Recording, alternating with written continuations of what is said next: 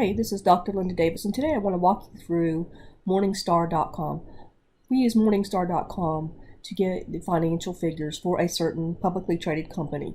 So we are working with Microsoft in this example. So I want you to be able to go to Morningstar.com, and I want you to be able to navigate to where you can pull from the screen the revenue figures for Microsoft for 4 or 5 years, and I want you to be able to pull the net income figures from Morningstar for Microsoft for those same 4 or 5 years. So let me just kind of walk you through it. Every semester they change their website up just a little bit, so it's not always the same.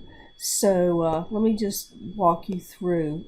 First I'm going to go up and type in www.morningstar.com,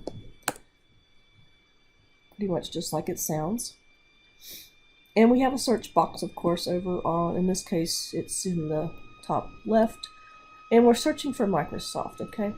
And so we'll just type in Microsoft, hit enter.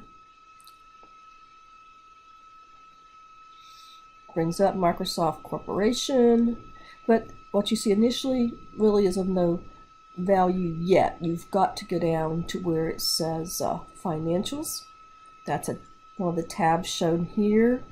You don't need stock price today, that's not what we're doing, but we do want these financials because we need these financials to plug into our simple Excel spreadsheet that we're going to do.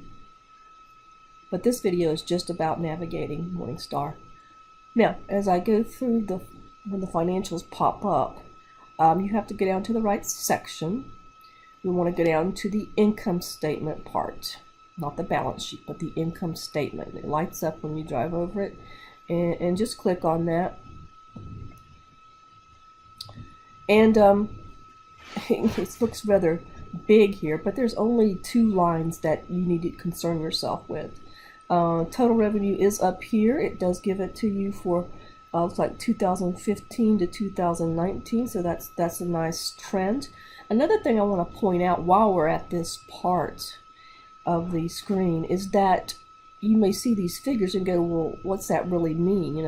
2019, it says 125.84 for total revenue. What does that really mean? Well, obviously you got to look at the multiplier, and on this site you'll see USD means US dollars are in billions, except for per share data, but we're not looking at per share data, we're looking at revenue. So this is in billions, okay?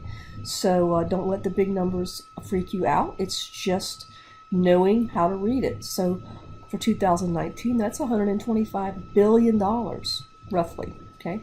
It's to be exact, it's $125 billion, or let me say it like this, 125,840,000,000, if you remember how to do that notation. But that's $125 billion and 840 million. Okay, so that's total revenue. You've got it here for those, so that information is taken care of. They also listed again toward the bottom.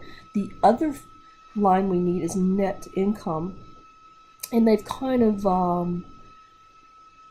not given you a straight net income like they used to, but you can use this one. Net income from continuing operations is fine, and so 2019 net income. This is after, and the difference being revenue is all the money the company takes in, and then net income is what's left over after they pay all their bills. So we have 39.24. Now that's also that's also in billions. So that's 39.24. Yeah, 39,240,000,000 in net income for 2019. That's the figure for 2018, 17, 16, 15. You get the idea, hopefully.